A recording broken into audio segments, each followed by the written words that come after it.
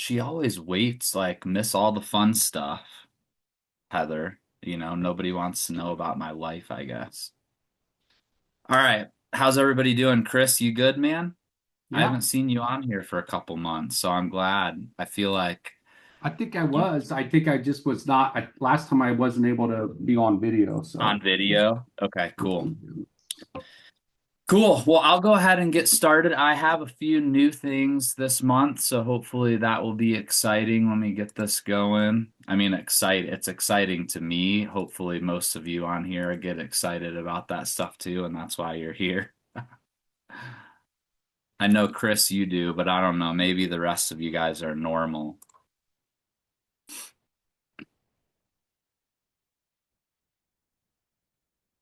Yeah, I geek out on the data.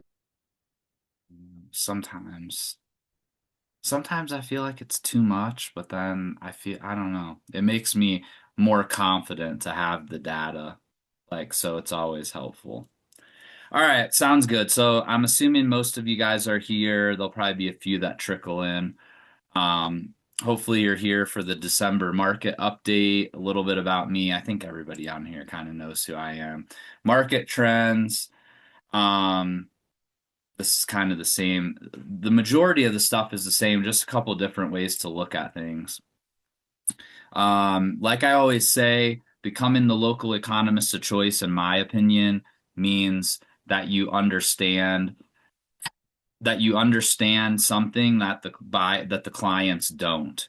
And so again, if you're not a numbers nerd like Chris and I and many of you on here, and you're just like on here just to have one or two nuggets, that's my encouragement. Pick one or two nuggets and be able to utilize those in conversation. It definitely sets you apart. And it still baffles me at how little the average agent understands about this stuff. Um, but it's really a super big help if you're in a listing appointment against other people and you understand even a small percentage of it and the other person doesn't mention it at all. Because I think right now, if you could summarize the consumer in the US, it is confused. And also, there's just an overall lack of confidence, which we'll get to in a second with the consumer confidence numbers. So, interest rates. So, I think they continue to be the story from the perspective that we still have a number of sellers that are kind of locked in with the golden handcuffs and not listing their house and then also becoming buyers. But I will say over the last 3 months, you can kind of see here that overall, the rates, the 10-year treasury, and also in turn the interest rates have really kind of settled in to a small range. And since September, we've kind of been in that range. But if you fast forward to like the last month, it's been an even tighter range. It seems like every time interest rates pop up a little bit, then over the next few days they come back down, and vice versa. So really, I think there's a little bit of consistency kind of coming to that market. Not to say that we wouldn't all love rates to go down, but I do think the crazy volatility leads to a lack of confidence amongst buyers. And so when they can call their lender and things have changed by an eighth of a point instead of a half of a point, it makes them feel better about making a decision. It makes them not so expecting that something's going to change to the lower end, but it also, again, just kind of calms people down, I think. So this is something that hopefully you guys have seen buyers become a little bit more confident. And the other good thing is that if we go back and look at year over year, we're more than a half a point lower right now than we were last year at the same time. So that also is good going into Q1. We had a little drop in rates last year in the fall, and I feel like not many buyers took advantage of it, and then rates popped back up. Hopefully that doesn't happen this year. Um, but I do think that this is something that has led to a little bit more buyer activity. At least we've seen it on our team. this year compared to last year, and hopefully will continue. But interesting number that just came out today, and I just kind of threw it in here. It may not be the best spot for it, but it's in here, is that year over year, the average hourly earnings have increased by 3.5%. So I put that on here just because we have interest rates at lower numbers, and then we have income probably not going up as fast as we'd like it to, but I think that would be slightly above inflation. And so hopefully we can kind of chip away at what has happened here over the last few years in terms of inflation. And so, and then when we get into pricing in Columbus, you'll also see that, again, buyers need to take advantage of this. But hopefully, this begins to lead to more consumer confidence. And actually, this doesn't need to be updated. Sorry, I had that in there as a reminder, and then I did update it. But consumer confidence is ticking up a little bit month over month. Um, you can see that we're still far below where we were last year at this time, post election, but we're moving, I guess, in the right direction very, very slowly with a lot of bumps in the road with regards to consumer confidence. So if we look back at the last year, everybody was really feeling good about where things were going at the end of last year into the beginning of this year. And then really it was right around the tariff time, but it kind of was trending downward even before that. But certainly the tariffs have, the tariff conversation, I should say, has definitely made people uneasy. Um, and if we go over here, this is the biggest reason why is expected change in prices, right? So you can see where the tariffs were implemented in April. But it was, again, it was even happening before that, but it definitely spiked around the tariff conversation. And then it's for the most part been coming down really ever since then, but it's been extremely slow. Now, the interesting thing is that, again, if we go to actual, so this isn't actually, man, I failed today. This isn't actually consumer confidence anymore. This is inflation by month. So it's year over year inflation by month. So this is like, for example, in that 2021 line where it says 4.2, the first one that's highlighted, that was average inflation was 4.2% higher than April the previous year. Does that make sense? So these are year over year changes in inflation. So if we go back, the average person believes that prices are going to go up by 4.1% every month, every like in the next year, except so far this year, the highest increase in inflation year over year has only been 3%. There was a time in April, ironically enough, that was the lowest year over year inflation that we had seen. And yet the average buyer thought that over the next year, or person thought that over the next year, prices were going to go up by, I think it was 6.6%. So I say all of that, say that that consumer confidence number is definitely anchored in emotion, not necessarily fact, but I think it's a feeling of, and granted, like the Fed's goal is that inflation is at 2%. So even though over the last, what, 18 months or 24 months really, we've been in what would be considered, not this inflation was crazy. We don't see that very often. I mean, back in June of 2022, it was 9% year over year. That's nuts, right? That was mid-COVID when we had supply chain issues and all kinds of craziness was happening.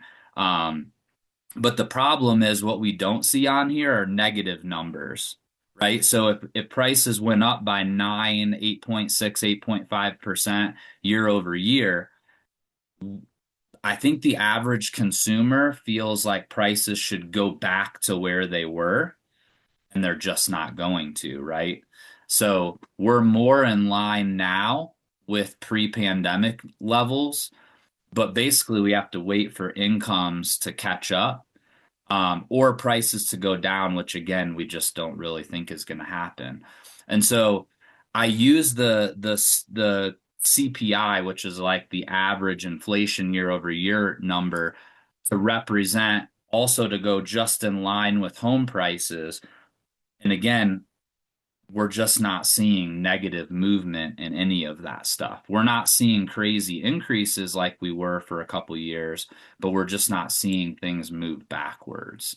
So if we jump into the actual real estate numbers, we can see average listings are up 12.6% year over year, but definitely plateauing and then starting that downward trend that we always do in the fall. Newly listed homes, again, when we look at what's this back 8 years now, we're basically following the trend lines. So obviously, still fewer listings than pre-pandemic, which is something to kind of note that although everybody's freaking out about inventory levels, we're still not adding as many as we did pre-pandemic, but we also have fewer buyers. So that's the other side of that coin. Um, Pendings are still off year over year. So I'm always perplexed by this because I feel like the solds never quite show this in the same way that the pendings do, but still, we basically haven't seen an increase in sales since the pandemic ended, since like the pandemic spike in real estate activity. So we've been in a negative pendings environment, meaning a negative sales environment outside of this little bump at the end of last year and year over year. So NAR and I should have put this in here, but NAR and Fannie Mae are both forecasting, which their forecasts are pretty much worthless, but it's fun to think about that the increases are. I think Fannie Mae and Freddie Mac said, or Fannie Mae said 10% increase in sales. NAR said 14% increase in sales. So remember, for those of you on this call, I think everybody's a real estate agent. A sale means two paychecks, right? So if we see a 10% increase, our sales are usually between 25 and 30,000 in Central Ohio. So we could be looking at somewhere between 4 and 5,000 extra paychecks next year compared to this year, which that would be very good, right? So prices don't necessarily have to go up in order for there to be more opportunity if your paycheck is attached to the mortgage or to the real estate industry. Days on market +3 compared to last year. You can see it's definitely leveling out. Um, it's interesting at the beginning of the year or in the summer compared to the last 8 or so years, our days on average days on market was kind of towards the top. You can see that this month, especially, but even last month, kind of has us more in the middle. So it'll be interesting to see what happens with that. Median list price has decreased, has started to a little bit off of the year over year numbers, but honestly, 0.4%, I wouldn't call it super statistically significant. You can see that over the last 3 years, we've pretty much seen basically flat appreciation, flat pricing across the board in terms of median list price nationally. And then price reduced share is kind of the same thing as the days on market. We're still in the top tier, but definitely kind of moving more in line with what we would consider to be an average sales cycle on that. Regional comparisons, the Midwest looking good. Median list price is the only one. Um, I'm sorry, I circled the wrong since they're exactly the same. Median list price year over year is the only one that's positive. The Northeast was flat, and then the South and the West was down. South and the West was where the majority of the not the majority, but a higher number of builds were happening in those areas during the pandemic, and so a lot of them have been suffering from that. And then also you can see the average sales price, the West at 591,000. So, we're definitely starting to see some movement towards more affordable areas. And that's why, I mean, Columbus is looking really good nationally compared to the average. All right, I've just done a ton of talking. Anybody have any questions, comments on any of the inflation or any of the national numbers before we move on to Columbus?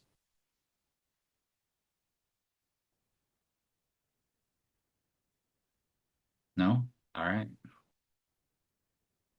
All right, so November, we saw a 24% increase in the number of homes for sale, but new listings, and this is year over year, so compared to November of last year, but new listings were down 1.2%, and then solds were down 0.4%. So again, really what we're looking at is just fewer buyers in the market. The new listings obviously being down a little bit is going to help with inventory over the long run. But with a little bit fewer solds, we're basically keeping the same number of buyers in the market. But throughout this year, we've been higher on the listing side, and so that equates to higher overall inventory. The interesting thing, and I'm not sure, I think if we went back in time, we would see that maybe this is just a weird coincidence. But for some reason, October had more sales and more new listings last year and this year. You can see if we go back over here, that October was kind of like the peak of the fall market. So, even with when it came to pendings as well. So just something to think about. Again, I always like to look for those trends when I'm talking to a seller in July or August about listing in the fall. When's the next time? It appears that the peak in activity the last 2 years has been in October. So just something interesting to think about there. Um, but it looks like we're definitely on our normal seasonal trend downward in November. If we go back and look at last year, you can see that December was kind of the bottom when it came to new listings and pendings. Um, but then you can actually see that the inventory level was the lowest in February. So that's an interesting thing. Again, we talk about it, I feel like almost every month, but something to consider, especially because hopefully we're all having a ton of seller conversations right now. But I always like to say that sometime in March or April in most areas, that's going to be the time where you have the highest number of buyers in the market with the least amount of inventory. Last year, it happened in February, so it was a little bit early. But often it happens, and it also depends too on where, right? Like when you're in a suburban school district, it usually happens a little bit closer to the end of the school year. Whereas last year, for whatever reason, I'm sure there was an area of town that maybe saw a peak, but we see like this very low new listings number, and then the pendings number is going up at the same time. And so that's going to be where the new listings and the pendings are the closest is usually the best time to be a seller. Now, obviously, if you're a buyer in the market too, you have to understand the consequences of that. But if somebody could buy now in December when the number of buyers is the lowest, and then sell sometime in early spring when the buyers are the highest compared to the number of active properties for sale, that's like getting the best of both worlds, right? Your cake and eat it too. So I always tell people that have the ability to do that, if they can find something they love around this time of the year, this is when they should be buying. All right, Dublin. The suburban school districts were the last ones to kind of shift for sure, but they have all definitely shifted, at least the ones that I'm consistently taking a look at. So Dublin is year over year up 55% in terms of active inventory. So new listings were also up in November by 13%, and solds were flat. So that means we have the same number of buyers in the market, but we have 13.6 more sellers. Now, that's a little bit dramatic because if we look at the actual numbers, it only equated to nine more listings. But if you happen to be a seller that was listing during that time, that means you had nine more people you're competing against in theory. So it's definitely significant statistically. If we look at Hilliard, it's even more dramatic. But our solds were up a little bit in Hilliard, so that kind of offset some of the increase. But inventory year over year up 116%. So there's twice as many houses on the market. If we go back and look at last fall, you can see we were still in that glorious time of basically 1 month of inventory. And actually, in December last year, we had what, just eyeballing that, probably about 30% more solds than we had active listings in as recently as December. And then you can see that the new listings spiked in January and the buyers just weren't there to fill the void. And then springtime, it just kind of kept going.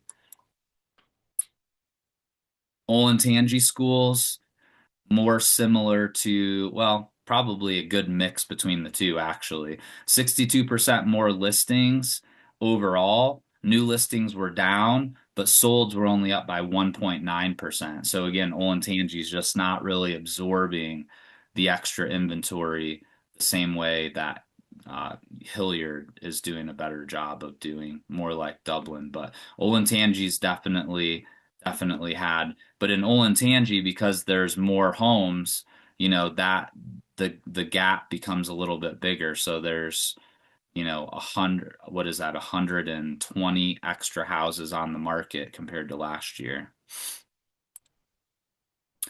New construction versus resale, not a ton to talk about here, other than the fact that new construction, November to November, there is more on the market. So that just tells me that the builders are leveraging the MLS a little bit more.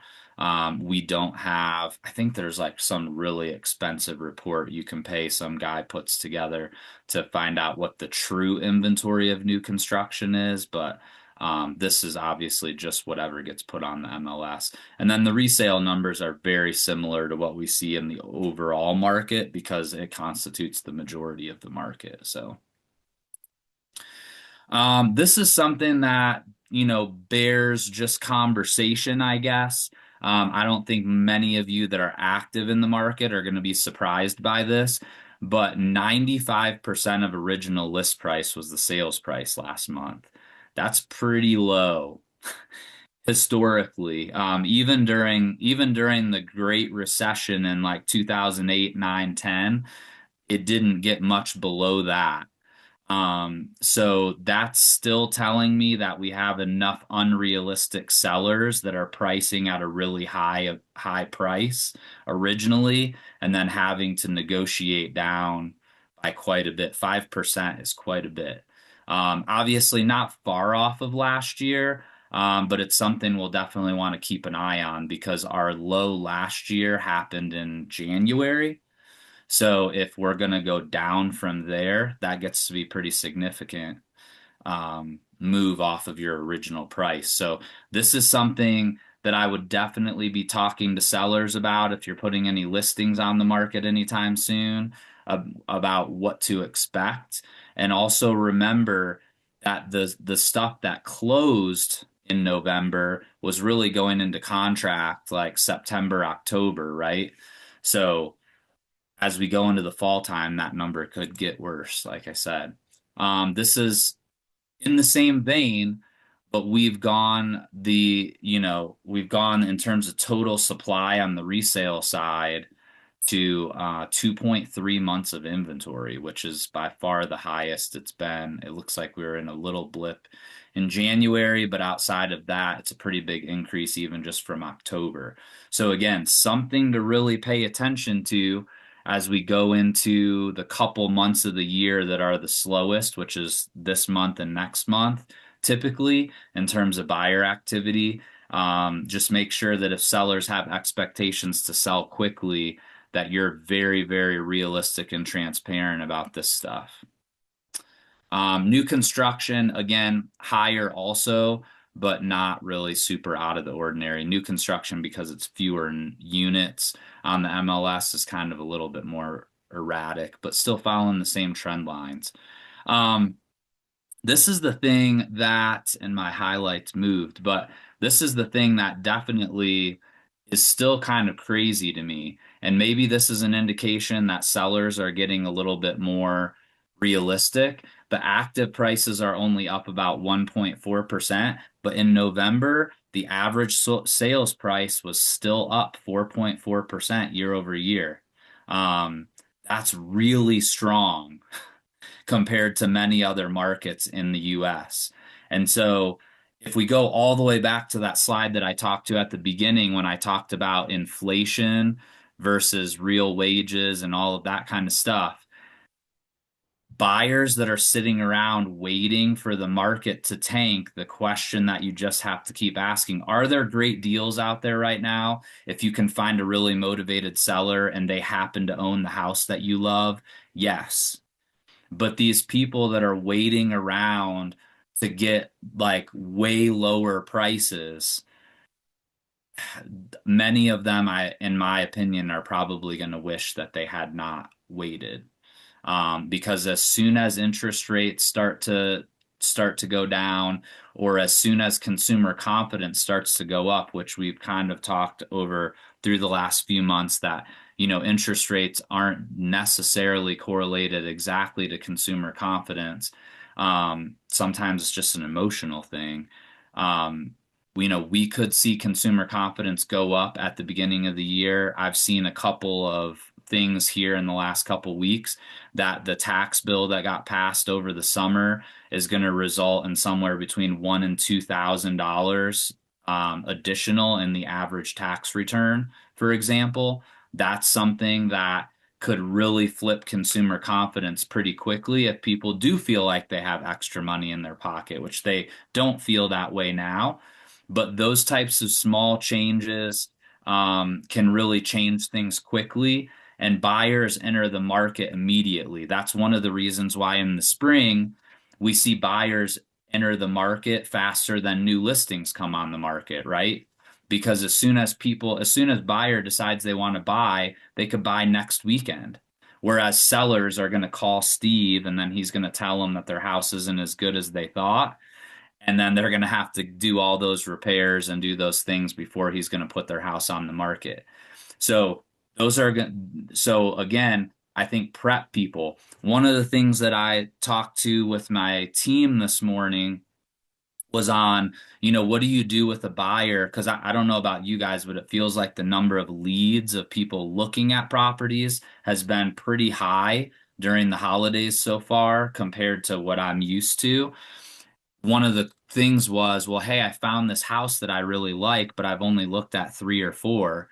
And when houses are sitting, it's harder to get people off the fence. So one of the things that I've used is, tell your buyer, pull all of the solds over the last 12 months and send those to the buyer. And my rule of thumb is if you can find 10 that you would buy that you think you like just as much, then you can wait. But if you only find two or three over the last 12 months that you would buy, either equal to or greater than this one, you have to be prepared to look for a long time. And also, most likely, the percentage chance is that those properties are going to come on the market in the spring because that's when we have the most new listings, and the chances of that being competitive are going to be a lot higher. And so, again, helping people self-discover that just because they've only looked at a few houses or they just started looking, that the opportunity that exists in December and January may not be here when springtime comes. Showings, not very impressive. Overall showings are actually kind of in line with the last few years. And because we have more houses on the market and we have the same number of showings, that leads to fewer showings per listing, right? So we just started tracking this last year, so we only have a couple years of data on this, but you can see even compared to the beginning of the year, the number of showings per listing, there was a much larger gap. Now we're kind of in line with what we were seeing last year at the same time. All right, this is the purchase index versus purchase and refi index versus the interest rates. You can see that there's been a steady increase in purchase applications as interest rates, which is the orange line, has kind of stabilized. And I was on a webinar a couple weeks ago with is it Rich or Rick Caruth? He's a national coach. But he talked about the fact that basically the number of mortgage applications, which is definitely a leading indicator, purchase mortgage applications have been up. And you can see it in the chart, right? Like it was at the bottom, like kind of at the beginning of this year, and then it's slowly been trending upward. And that I think is the main thing that people, the NAR and Fannie Mae are using to predict that there are going to be more buyers in the market next year. And so the question is, are you guys getting your unfair share? Because there are going to be more, like I said, up to 5,000, could be more than that, extra commission checks if the number of sales increases by 10%. 2,500 sales, and each has a buyer and seller. So the question is, how many of those 5,000 are you getting? So if you're sitting around with not a really great pipeline right now, it's not because there are no clients out there. So what can you do differently to capture some of these people? The people that make the change now in December are going to be the ones that have, that benefit in a bigger way next year. And the ones that keep doing whatever you've been doing to produce the pipeline that you have that you're not happy with, those are going to be the ones that are going to be sitting around wondering, what should I have done? Where did I miss the boat? So definitely go get your unfair share of these. I've been talking about this every month, but again, the delta here between buyers and sellers is real. What's going to happen if interest rates go down? And I could also add a sentence to this. What happens if consumers all of a sudden feel like their income is beginning to offset the inflation that has happened over the last few years? I know it's going to be slow, but typically consumers change quickly. Why? I don't know. That's just the way we go, right? But usually they don't do it. I think the phrase is gradually and then suddenly. It feels sudden, but it's really been happening over time. And then lastly, rental prices. Um, this is pretty much in line with what I've been seeing in the property management world, is that everything's pretty flat. So we haven't seen crazy downturns. I would say the only stuff that's had some softness in it continues to be the larger multifamily, because the new multifamily that's still coming online, those corporate owners are willing to slash prices in order to get people in there. But I would say the single family market, and smaller multifamily is is pretty stable. Not crazy, like you're not getting out of this world pricing with 16 applications, but you're also not having to discount your price substantially or sit on the market in most cases. And that's it. What do you guys got for me? Anybody questions, comments, concerns? Roy, I was just going to say, I don't know if it was realtor.com. Somebody said like the end of 26, they forecasted 5.9% rates, which would not be, a quarter percent, whatever, better. Because Yeah, my and I thinking on, think, oh, go go ahead. ahead. No, I was just, when I look at days on market up, supply up, average first time buyer, 40 years old. I mean, I just wonder, is Columbus, I was thinking the trends were showing Columbus is going to start maybe having medium home price sales drop for the first time in a long time, following the national trend, but maybe not. It's possible. We're still very affordable though, compared to and again, I should have pulled this, but I know some recent number census data came out, and I think Columbus is one of the fastest growing cities, or at least large cities in the nation. And we're still very, very underbuilt from a supply perspective. And so the question is, and that's the question for every city, right? But is supply, I mean, every home price appreciation or depreciation is almost solely determined by supply and demand. And so the one thing that we don't have, really across the country, but certainly in Columbus, is an oversupply of homes. Historically, we're still very undersupplied. The only thing that changed is we have fewer buyers in the market, and that's true across the board. But in places like Denver and Austin and some of the cities in the South, Atlanta, that built 5 times as much housing as we did in Columbus during COVID, they're the ones that are seeing the downturns in pricing because they have so much supply. And a lot of it is new construction, and builders are going to drop prices basically until they either sell the house or go out of business. And so we just don't have that oversupply in Columbus. I'd love to hear. I know that some of you on this call would also have an opinion or thought on that. I think for me, thanks for doing this, Troy. I haven't tuned in a while. So um, I think for me, the competition in most neighborhoods is the new builds are just the rates are so good. You know, you're looking at 4% out there versus, you know, a subdivision you're trying to sell a house that was just built 3 years ago, you know. And anytime you're up against some of that stuff, yours is going to sit unless you really are attractive or get the price down. So that tells me that there's, when the builders are paying realtors commissions and the rates are 4%, they are scrambling to get stuff off the shelf. Now that may change right after the first of the year because they're all trying to make their year-end numbers. I mean, I got 2 or 3 new builds in contract and they're just doing cartwheels trying to get them done by the end of the year, you know. Um, so you might see that rate go up a little bit from the builders after January, but I don't know. They've been hungry this fall. I second that. I see with the new builds we do, my new builder that's smaller doesn't, it's starting to incentivize the rates just because we can't even get them in the door where they can go look at a comparable builder that's doing 399 or 299, 399, 499, and it's not a 3-1, it's 499 fixed the rest of the 30 years when they get to the third year. So people are jumping on DR Horton doing that and they're baking it in the price and just making the house 360 instead of 3.25 and then offering that rate. But if somebody wants to get in the house and they could save 500 a month, they're going to do it.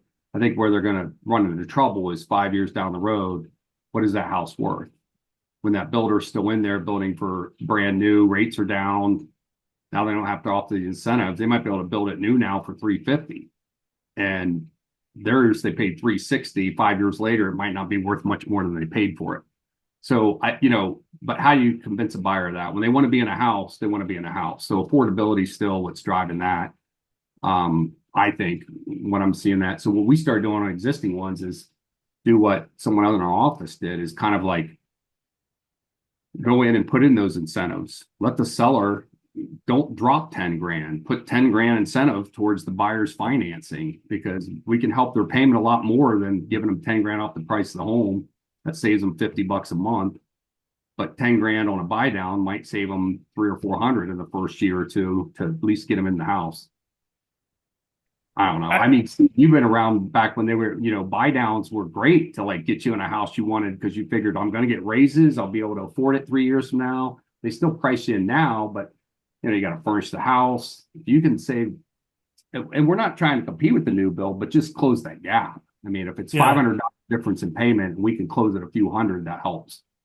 Yeah, I think if you're looking at housing developments, new builds, and most of them are taking 3 years to 4 years to get completely sold out. If they're a smaller community, I've seen them closed out in 3 years pretty easy for 100 units.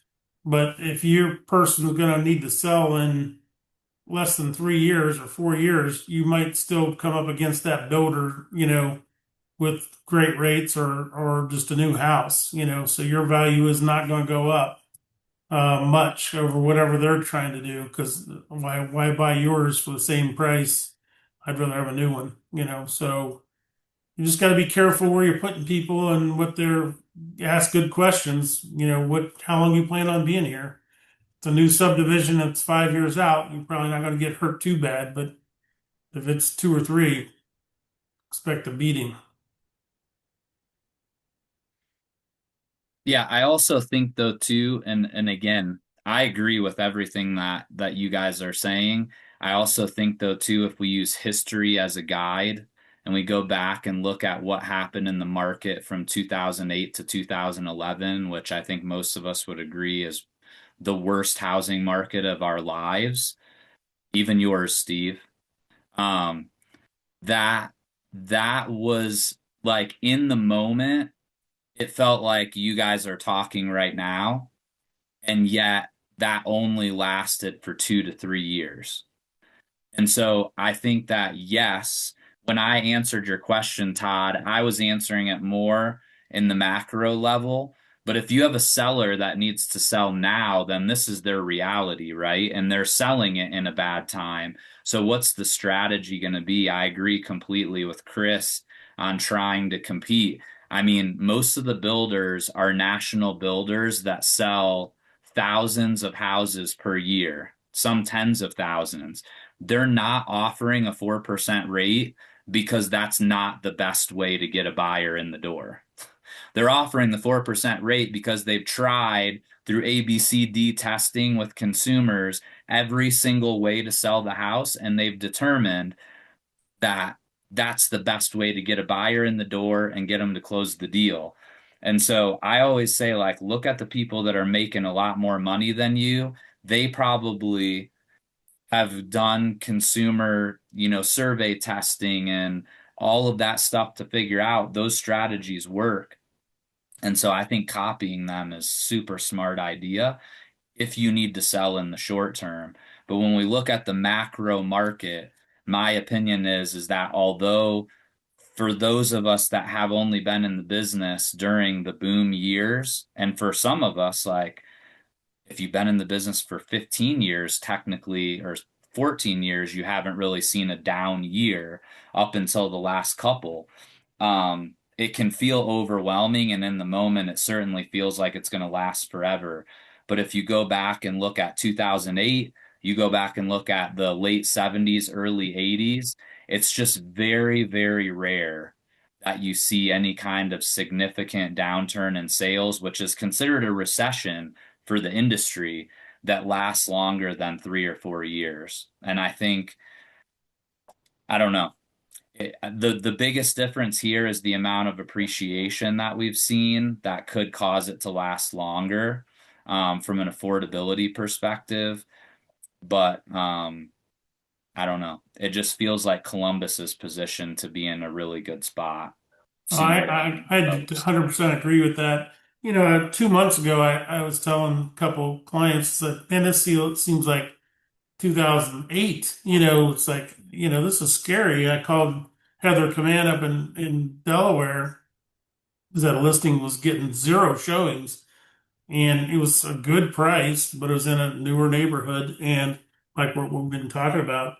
But already, just 2 months later from when I said that and started getting concerned, we're going to close probably 10 deals in December, which I hadn't done that in a while, so it can change in a couple of months. Olentangy was just catching up to that, what Delaware was doing, in September, October.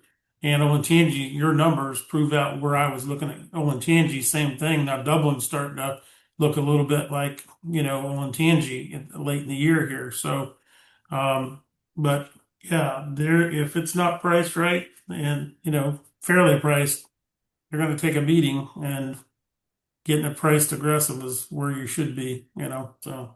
Well, one thing we did too is like you said, you take this data and then make your business like look for the opportunity from the data, right? So this year we were most of the year very heavy listings, and that was great when stuff was selling quick. And then as they start slowing down, third quarter, we're really looking at our numbers and we're looking at how stuff's taking longer to sell and really pushing for more buyers because the market's shifting that way. So our businesses can use this data to then shift. If you're not looking at this data and you just keep trying to get listings, you might have a lot of listings sit. But if you're saying, okay, I don't want to be 70-30 now, I want to be about 50-50, and you make your efforts towards where the data is showing they need the most support. And that's what my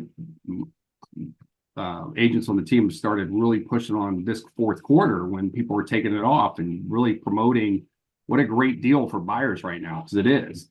And then we, focus on investors. So like just looking for the different niches, because they always say that just in the stock market, when stocks are down, it's a buying opportunity. When they're up, it's a selling opportunity. So same in the real estate, there's the opportunities in the data. So you just look at where your business needs to really, I guess, focus, or at least that's kind of how we look at it. I know you don't want to constantly be changing, but we do have to shift and pivot a little bit based on the market.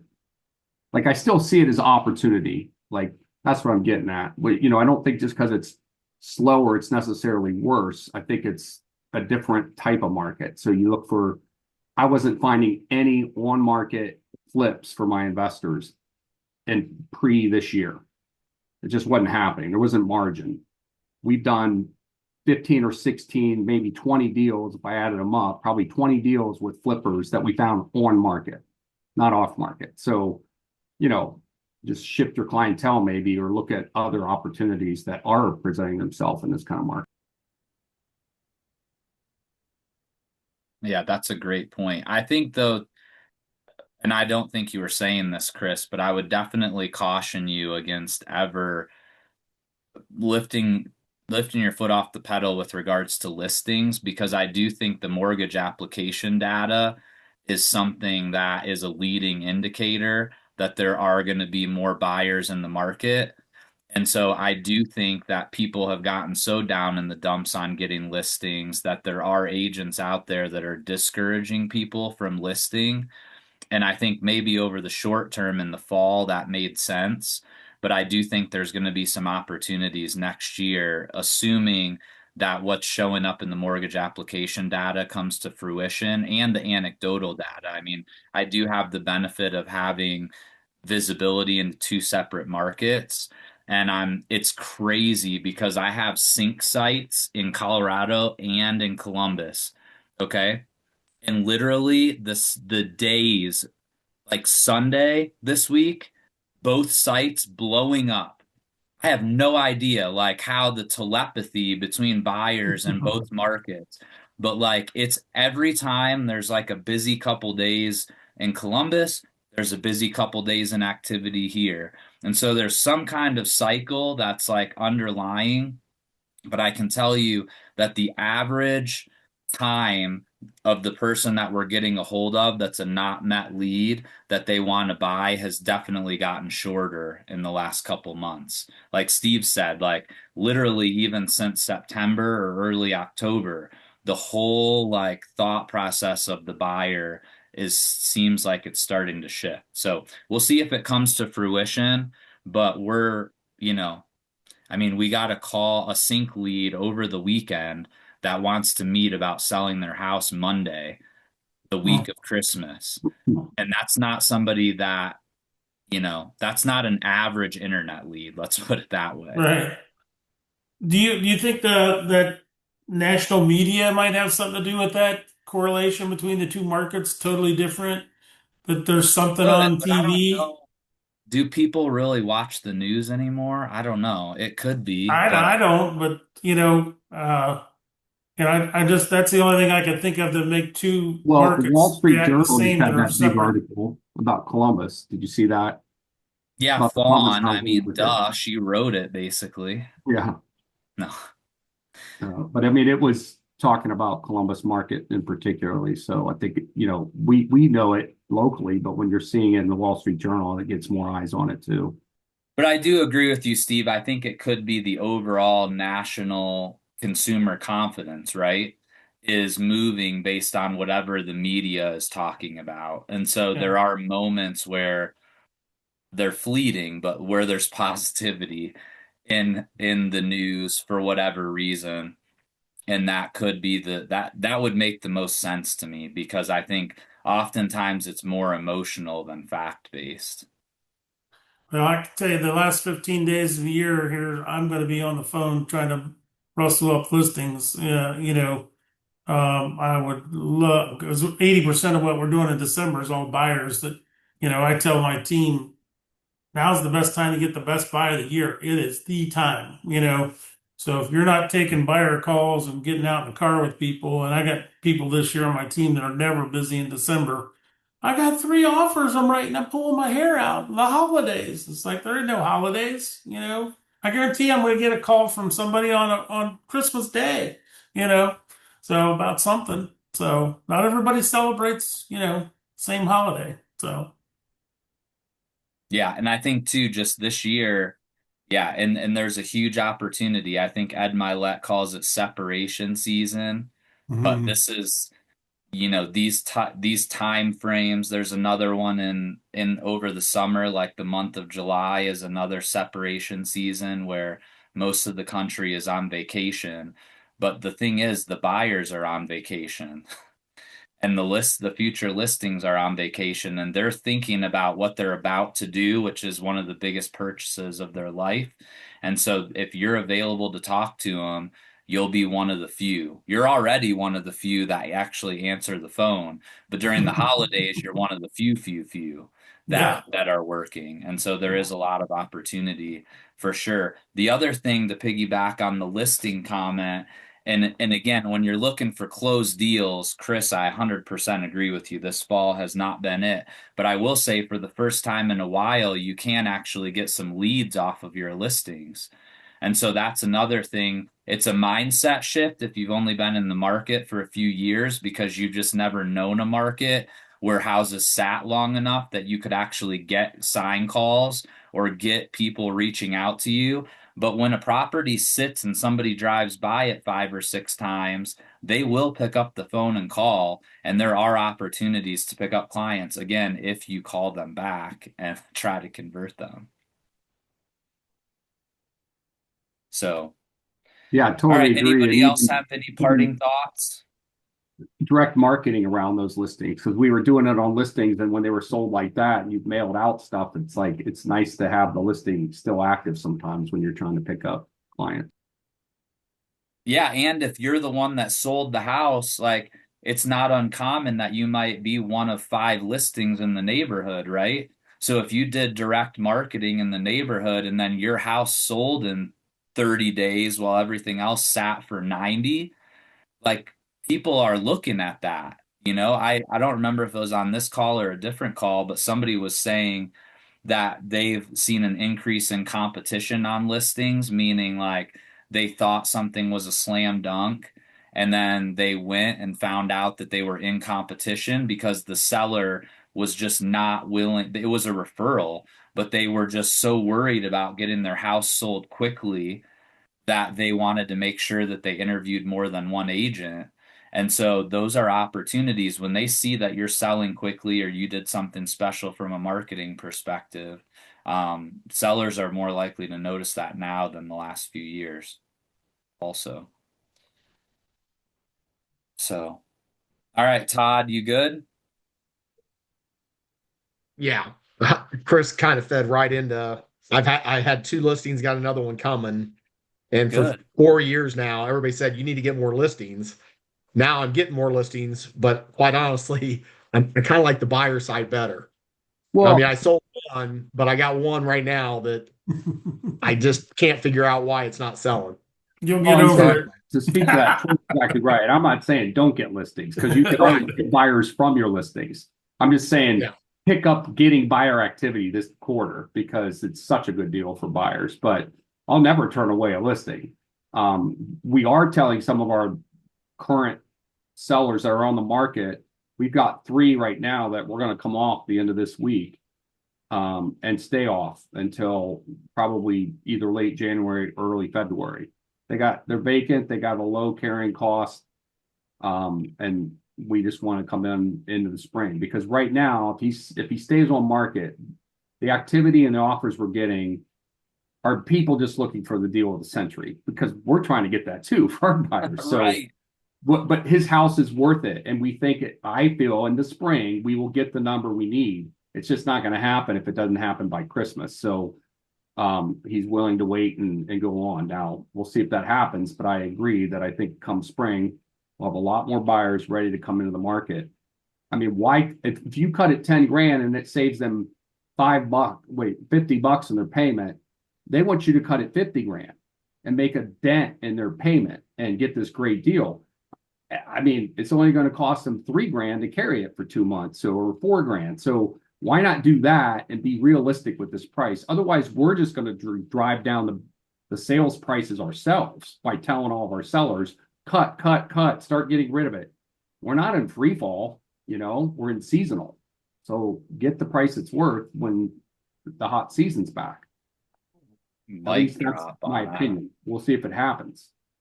Mic drop on that. I think the biggest thing that we uh, take for granted as agents is that everybody else, especially if you're a numbers brain, that everybody else thinks like you. What Chris just said, unless you're talking to an engineer or someone that's in numbers, they do not think of real life that way. They do not think about the fact that their mortgage payment is $2,500, and in order to sell in December, they're going to have to drop by 25,000. And if they would just keep it until March, it would cost them $7,500 in mortgage payments, but they could make 25,000, maybe more. Now, obviously, none of us have a crystal ball. So if the market were to drop, are you wrong? Yes. And so you just say that. Hey, Chris, this is what the math looks like. I just wanted to put it out there. Obviously, none of us have a crystal ball, but based on higher mortgage purchase applications in the market for the last 6 weeks, based on the fact that we've seen inventory increases leveling off over the last couple of months after increasing substantially through the summer, and the fact that both Fannie Mae and NAR say that the number of buyers in the market is going to increase by 10 to 15% next year. My opinion and my recommendation would be that if you don't have to sell now, that we take it off the market versus just cutting prices in order to get the deals. And then you finish it off with saying, by the way, what we're telling all of our buyers right now is this is the best time of year to get an amazing deal. So that's what all the showings that you're getting, those agents are telling you that. So if you have the ability and the emotional stamina to wait 3 months to put your house back on the market, you're going to be able to time the market in your favor instead of selling in the worst month of the year. And you guys have all the data to back that up. And I know you're running over, but I want to speak to an example of that. I have a listing in Clintonville, Rate Street on Acton. Hello, everyone. Been out there forever. I know it. I know it. Tracy, I like your earring. Uh, we have a next meeting, I guess, Okay. jumping on here. Anyway, I know it'll sell, but it's not selling right now. And somebody just came in. I said, we need to sell near this list point. And he came in at 90 grand under. We're not doing that. He thinks if you find a desperate seller, so be it. But my guys, we're going to wait. And spring, we're not going to have to take 90 grand under. Anyway. Yeah, that's awesome. Those are great points. I love the discussion. Hopefully you guys found it helpful. Please feel free to email me at troy@marshhomegroup.com if you guys want a copy of the slides. And then normally this Zoom gets posted on one team like within the next 3 or 4 days. Usually faster, but that's probably the max. Oh yeah, Heather wants to get on Christmas break, so she'll have it on today. Thanks, All right, Troy. guys. Well, thank you again for coming, and I'll see you guys next month. Thanks, Troy. Thanks, Thanks. Troy. Merry Yeah. Christmas. See you at the next meeting. All right.